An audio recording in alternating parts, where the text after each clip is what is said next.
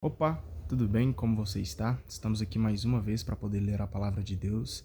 Hoje a mensagem vai ser muito forte. Nós vamos ler aqui algo que pode mexer com algumas pessoas, inclusive mexeu comigo a primeira vez que eu li. Mas vamos ler, não vou dar muito spoiler não, tá bom? Nós vamos ler hoje o segundo livro de Macabeus, do capítulo 6 até o capítulo 8. Já vamos dar início aqui no capítulo 6. Não muito tempo depois, o rei mandou um ancião ateniense convencer os judeus a que abandonassem as leis dos antepassados e deixassem de se governar segundo as leis de Deus.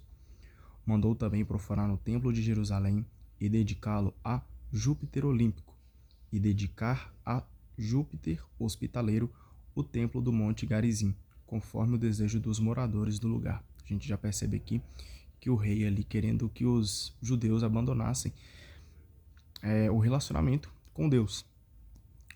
Até para a massa do povo era difícil e insuportável o crescimento dessa maldade. Insuportável o crescimento dessa maldade.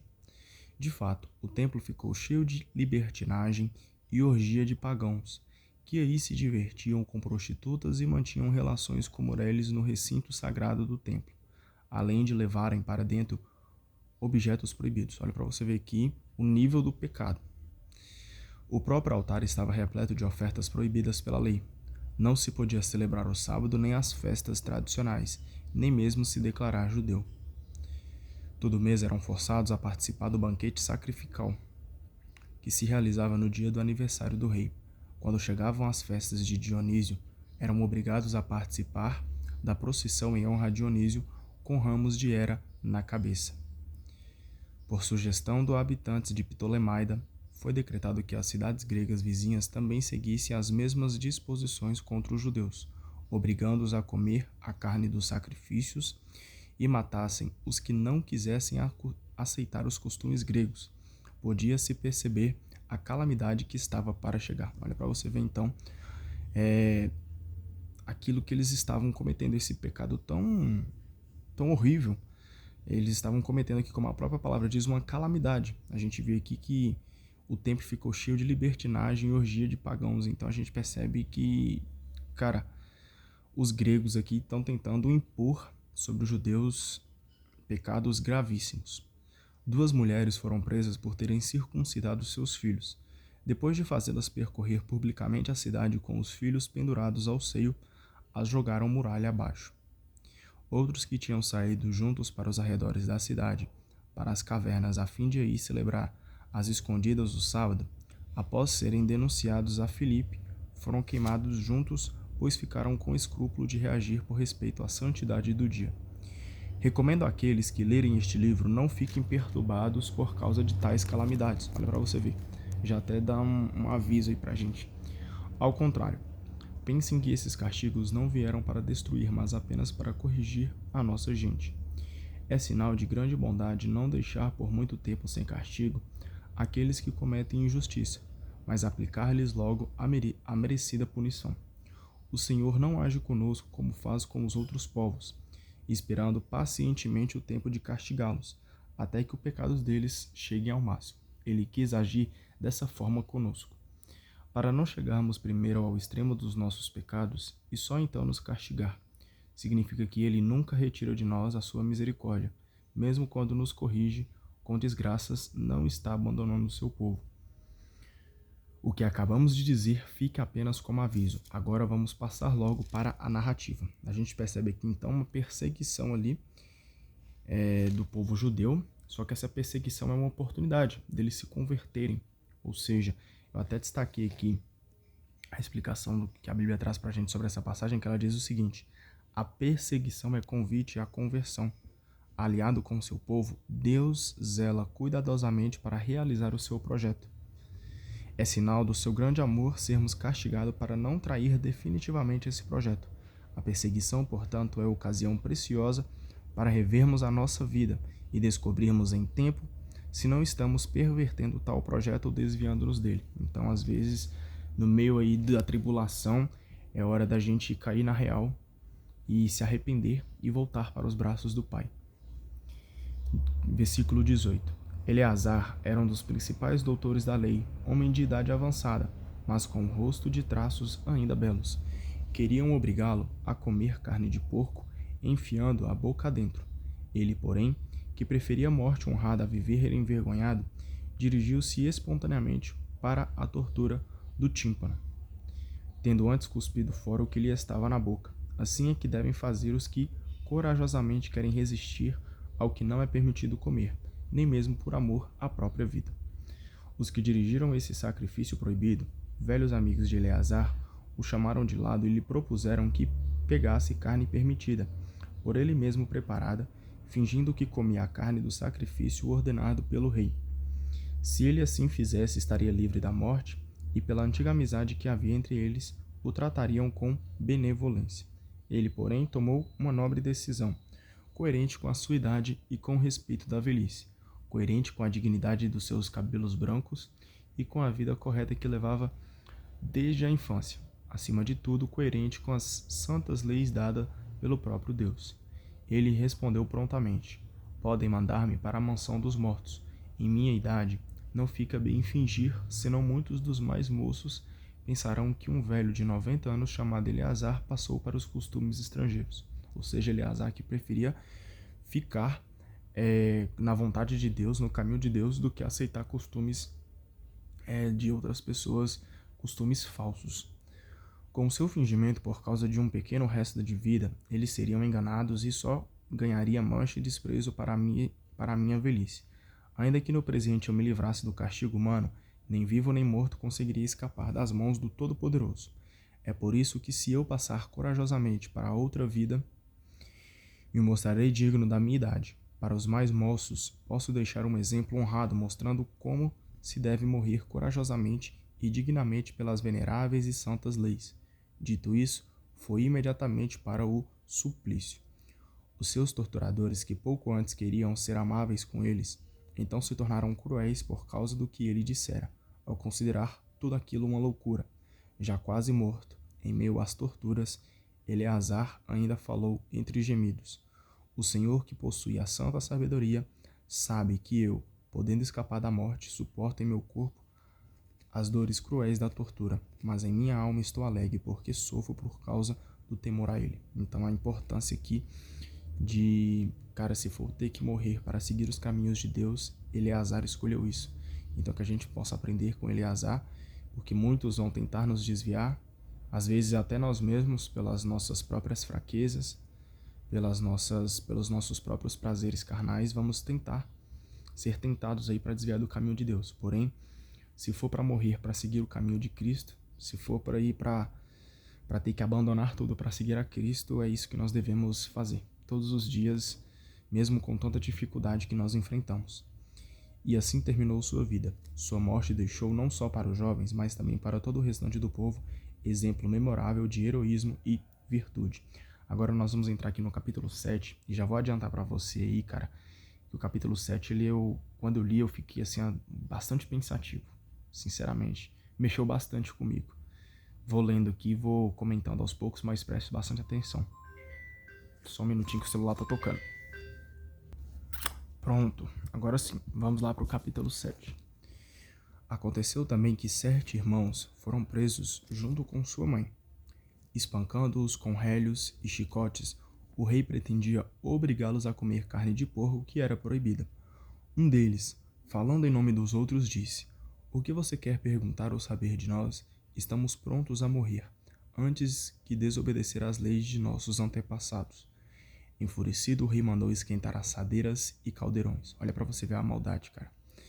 Logo que ficaram quentes, mandou cortar a língua, arrancar o couro cabeludo e desseparar extremidades daquele que tinha falado pelos outros, e tudo diante dos irmãos e da mãe.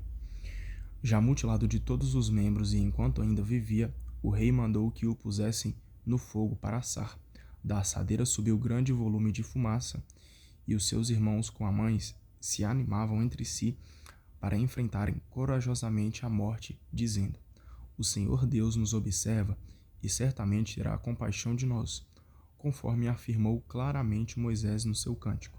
Ele terá compaixão de seus servos. Olha para você ver aqui.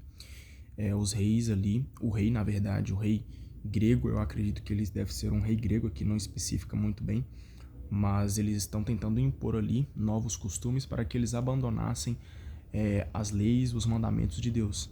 Só que os meninos aqui, os jovens, assim como falam, né? Aconteceu também que 7 irmãos foram presos junto com a sua mãe.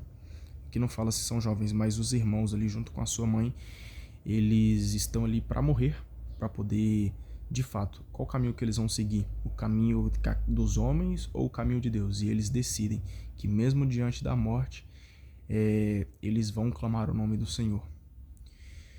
Depois que o primeiro morreu, levaram o segundo para a tortura. Após lhe arrancarem o couro cabeludo, perguntaram: "Você gostaria de comer antes que seu corpo seja torturado membro por membro?" Ele, porém, respondeu na sua língua materna: "Não." Por isso foi submetido às mesmas torturas do primeiro.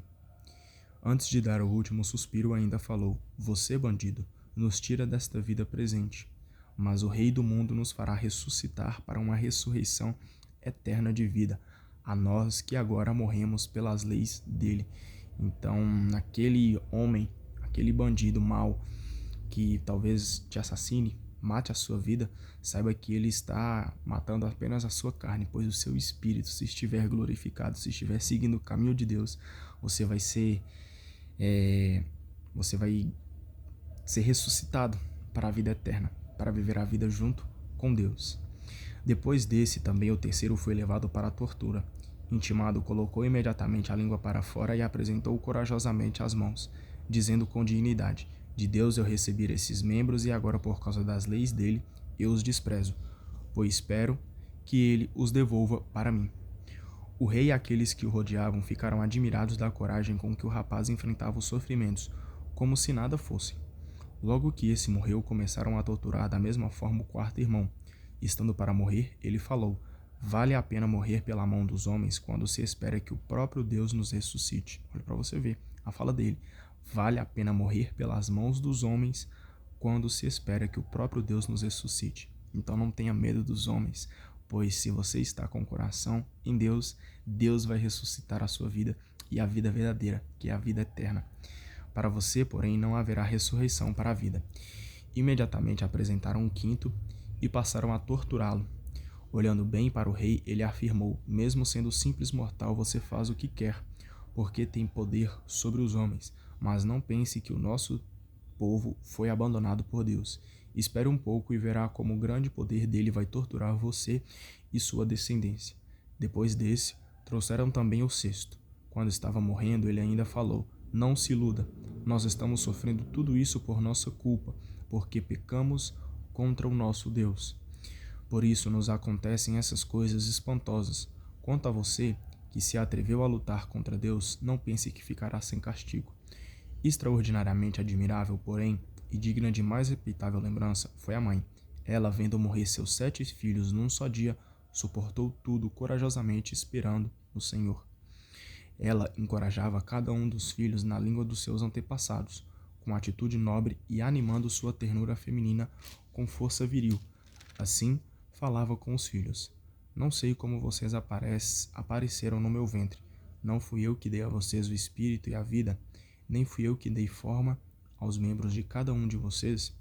Foi o Criador do mundo, que modela a humanidade e determina a origem de tudo. Ele, na sua misericórdia, lhes devolverá o espírito e a vida, se vocês agora se sacrificarem pelas leis dele." Antíoco pensou que a mulher o enganava e desconfiou que ela o estava insultando.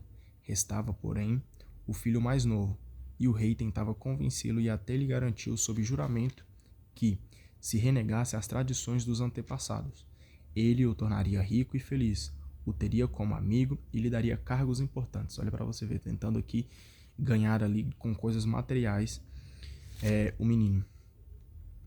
Entretanto, o menino não lhe deu a menor atenção. Por isso o rei chamou a mãe e pedia que ela aconselhasse o menino para o próprio bem dele. Depois de muita insistência do rei, ela aceitou falar com o filho. Abaixou-se e, enganando esse rei cruel, usou a língua dos antepassados e falou assim: "Meu filho, tenha dó de mim. Eu carreguei você no meu ventre durante 9 meses.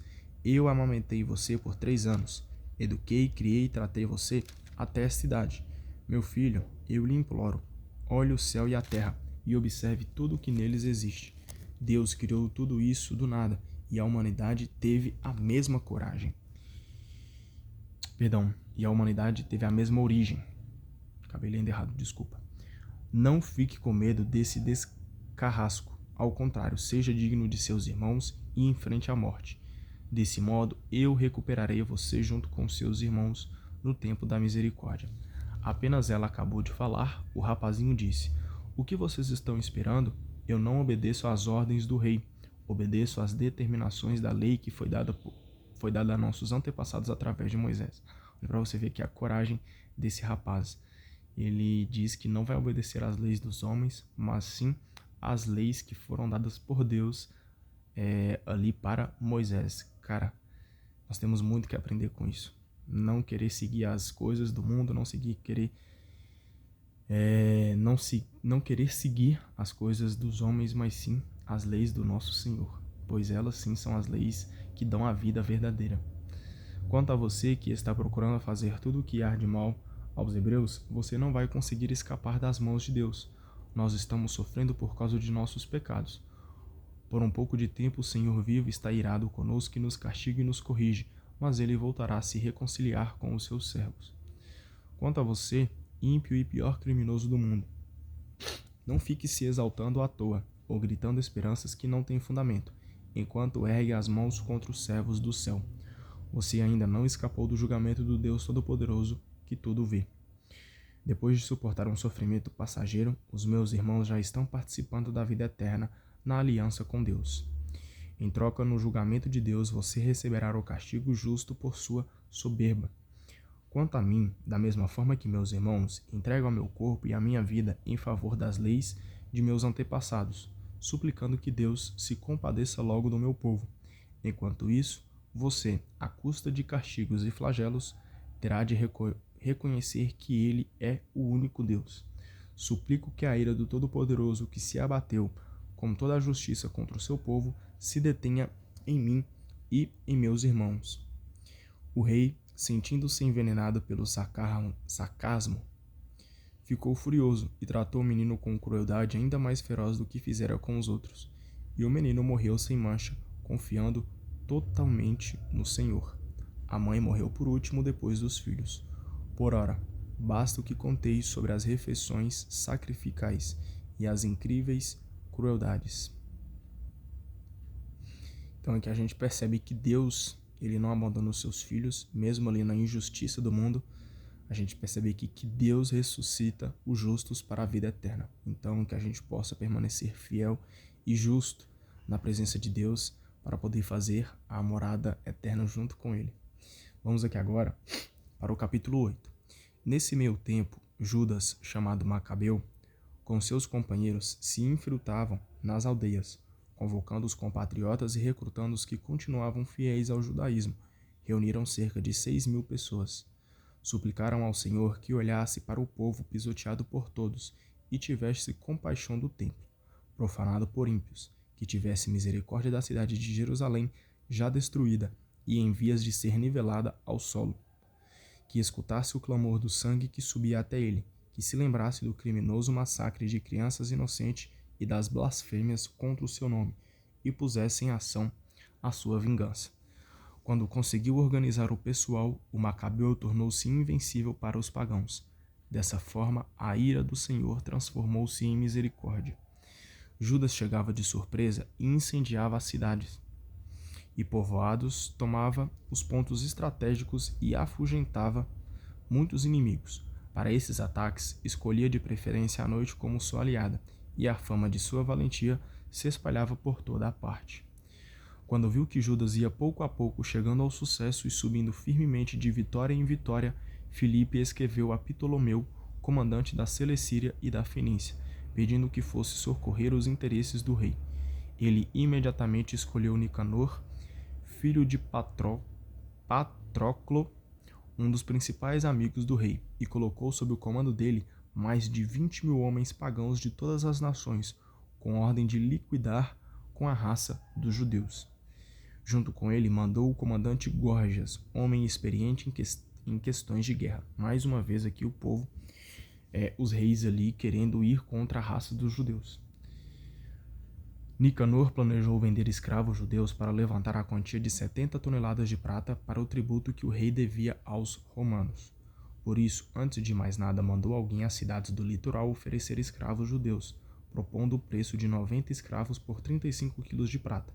Ele não imaginava o castigo que o Todo-Poderoso lhe reservava. A gente tem que entender que Deus é um Deus justo, que nós são as maldades do mundo que elas vão passar impunes também. O Todo-Poderoso, ele pode sim, como um bom pai, dar castigo para os seus filhos. A notícia da vinda de Nicanor chegou até Judas, que preveniu os companheiros sobre a aproximação do inimigo. Os medrosos e aqueles que não confiavam na justiça de Deus abandonavam suas posições e fugiam para se salvar. Os outros venderam tudo o que possuíam e juntos suplicaram ao Senhor que os libertasse, pois já tinham sido vendidos como escravos pelo ímpio Nicanor. Eu vou ler de novo esse versículo 13, porque eu achei bem importante. Olha para você ver. Os medrosos e aqueles que não confiavam na justiça de Deus abandonavam suas posições e fugiam para se salvar. Ou seja, aqueles que têm medo, aqueles que acreditam que Deus ele está aqui só para condenar, só para poder, cara, te jogar no inferno. Aqueles que não confiam na justiça de Deus, cara, eles acabam ficando perdidos. E Deus nos mostra, através da sua Bíblia, através das suas palavras, das suas mensagens, principalmente no Evangelho, que Deus, cara, ele não ama o pecado. Ele não vai ficar passando a mão na sua cabeça se você está em pecado. Ele é um Deus justo, ele vai te castigar sim, se for necessário. Ele vai permitir algumas coisas, se for necessário, mas em prol da sua salvação. Jesus te ama muito, Deus te ama pra caramba, e ele quer ver você salvo. Mas para isso ele pede para você ter amor. Deus quer amor por você, e Deus quer amor, que você o ame sobre todas as coisas. Então ele pede arrependimento. Então ele não vai ficar passando a mão na sua cabeça se você está em erro.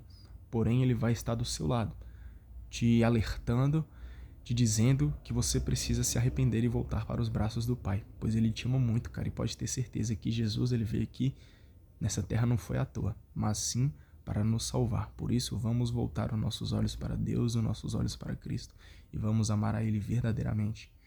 Versículo 15. Pediam que Deus os atendesse, se não por causa deles próprios, pelo menos em vista da aliança feita com seus antepassados, e também por causa do próprio nome sagrado e grandioso que estava sendo invocado. O Macabeu reuniu seus companheiros em número de 6.000. Procurou animá-los, dizendo para não se apavorarem nem se sentirem inferiorizados pela grande quantidade de pagãos que vinham fazer guerra injusta contra eles, mas que lutassem com bravura, que tivessem diante dos olhos o desrespeito criminoso com que os inimigos trataram o nosso lugar santo, a vergonha da cidade humilhada e também a abolição das tradições dos nossos antepassados. Judas falou: os inimigos confiam nas armas e nos seus atos de bravura. Nós, porém, confiamos no Deus Todo-Poderoso. Ele, com um simples gesto, é capaz de derrubar nossos inimigos e até o mundo inteiro. Então, pode vir inimigos com armas, pode vir inimigos aí com coisas para tentar nos matar, mas nós temos alguém poderosíssimo. O Todo-Poderoso nos protege no mais alto dos céus com a sua mão poderosa, e ele pode afastar todo e qualquer inimigo da nossa frente. Então confia em Deus, coloque Deus à frente, e pode ter certeza, cara, que você vai ser uma pessoa vitoriosa. Lembrou-lhes também o socorro que tinha vindo de Deus para os antepassados, como no caso de Senaqueribe, quando morreram 185.000. Lembrou-lhes também a batalha contra os Gálatas na Babilônia, quando todos que estavam em combate eram 8.000, além de 4.000 macedônios. Como os macedônios estivessem em dificuldade, os 8.000 mataram 120.000 com a ajuda que lhes veio do céu, e ainda recolheram muitos despojos. Depois de encorajá-los com essas palavras e tornando-os prontos para morrer, pelas leis e pela pátria, Judas repartiu o exército em 4 divisões aproximadamente iguais. Como comandantes, cada uma das divisões nomeou seus irmãos Simão, José e Jonatas, ficando cada um com cerca de 1.500 homens. E também Eleazar, lido o livro sagrado e dada a palavra de ordem, ajuda de Deus, Judas partiu contra Nicanor, comandando a primeira divisão. Como o Todo-Poderoso se tornou seu aliado, eles liquidaram mais de 9.000, enquanto feriram e mutilaram mais da metade do exército de Nicanor, obrigando todos os outros a fugir. Tomaram o dinheiro dos que tinham vindo com a má intenção. Tomaram o dinheiro dos que tinham vindo com a intenção de comprá-los. Perseguiram os fugitivos por longo tempo, mas desistiram por estar ficando tarde, pois era véspera de sábado. Por isso não continuaram a persegui-los. Após terem tomado as armas deles, os despojos, os cadáveres dos inimigos, celebraram o sábado de maneira extraordinária, louvando e agradecendo ao Senhor que nesse dia os libertou, marcando assim o início da sua misericórdia para com eles. Passado o sábado, repartiram os despojos dos inimigos entre os mutilados, viúvas e órfãos. Repartiram entre si e seus filhos tudo o que sobrou. Depois disso, fizeram uma súplica coletiva, pedindo ao Senhor misericordioso que se reconciliasse totalmente com os seus servos.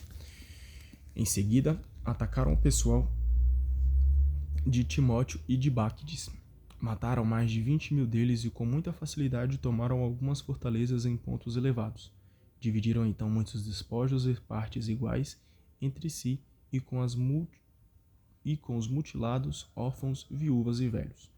Recolheram cuidadosamente as armas dos inimigos, colocaram todas em lugares convenientes e levaram para Jerusalém o resto dos despojos que tinham recolhido. Conseguiram matar o comandante da guarda pessoal de Timóteo, homem sanguinário que tinha feito os judeus sofrerem muito. Quando estavam celebrando na pátria a festa da vitória, queimaram vivos aqueles que o tinham incendiado os portais sagrados e também o tal de Calístenes, que se havia refugiado numa casa. Assim, eles receberam o castigo merecido pela profanação que tinham cometido. Então aqui nós vemos que Deus, quando dá o castigo, ele é um pai, que é um pai justo. Lembre-se aí do seu pai ou da sua mãe, ou alguém que te criou. Eles não davam um castigo para você a fim de que você pudesse se tornar um filho ou uma filha mais obediente, vamos assim dizer. Então o castigo não é porque o seu pai ou a sua mãe eles querem algo de ruim para você. Eles querem que você se torne aí um filho obediente, um filho que faz as coisas certas, as coisas justas.